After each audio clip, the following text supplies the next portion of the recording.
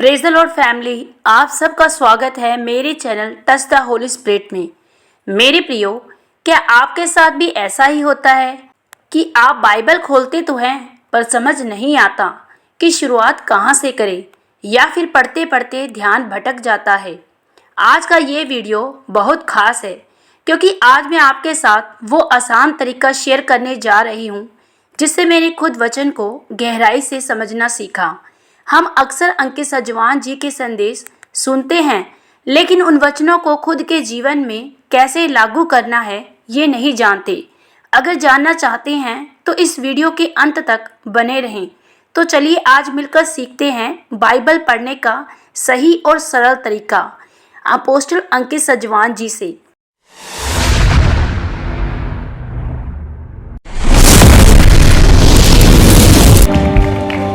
You know, we get so many messages. Please teach us how to read the word.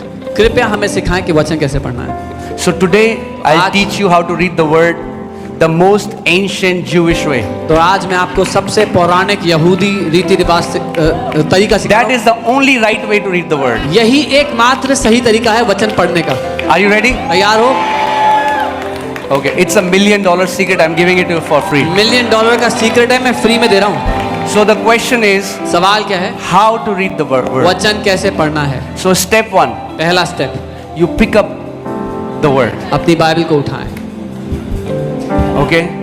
Now comes the mystical part. अब जो रहस्य में हिस्सा Step है, 2, दूसरा कदम, you open the word. आप वचन को खोलें।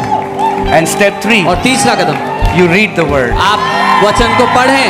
That's how you read the word. ऐसे ही वचन को पढ़ा जाता है। कितनी अच्छी बात कही अपोस्टल जी ने कि हमें बाइबल उठाकर हाथ में लेना या पढ़ना ही काफ़ी नहीं है। और ये सच में ये बात नोट करने वाली है। हंसी में Now say it to other neighbor. अब दूसरे वाले पड़ोसी को भी कहो। Some people are not interested. They're like, कुछ लोग बिल्कुल इंटरेस्टेड नहीं वहाँ से बैठे। उनका पड़ोसी कह रहा है, reading the Bible is not. They're like, The neighbor is saying Bible पढ़ना काफी नहीं सुनते। that's why for so many people, their head is filled with Bible knowledge, but their hearts are empty. इसीलिए इतने सारे लोगों का दिमाग बाइबल के ज्ञान से भरा हुआ है पर उनका दिल खाली है। They can quote a scripture, वो वचन रटा हुआ they बोल can सकते even हैं, preach a scripture, वो प्रचार भी कर सकते हैं उस पे, but that scripture's power is not displayed in their own life. पर उस वचन का सामर्थ्य उनकी खुद की जिंदगी में नहीं दिखता। बिल्कुल सही पास्टर जी, हम आज ऐसे ही तो मसीह लोगों को देख रहे हैं। वो केवल वचन तो पढ़ रहे हैं, लेकिन वचन उनके जीवन में, उनके शब्दों में, उनके व्यवहार में हमें देखने को नहीं मिलता।